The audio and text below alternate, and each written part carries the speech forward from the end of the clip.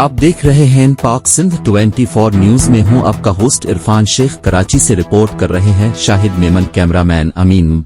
कराची के इलाके लियारी की कच्ची برادری के रहनुमाओं हाजी हाशिम सिंगघार और हाजी अब्दुलकरीम बेजाई ने ईदुल-अज़हा के मौके पर लियारी टाउन और कलरी के इलाकों की सफाई और आलइशों की फौरी तरसील के हवाले से लियारी टाउन चेयरमैन नासिर करीम बलूच और पाकिस्तान पपल्स पार्टी कराची डिवीजन के जनरल सैक्रेटरी जावेद नागोरी से मुलाकात की और इस सफाई के मामलात पर तफसीली तबादला ख्याल किया। लियारी टाउन चेयरमैन नासिर करीम बलोच और जावेद नागोरी ने उनके खदशात को सराहा और यकीन दहानी कराई कि हमारा अमला भरपूर तरीके से ईद के दिनों में अपने फराइज अंजाम देगा।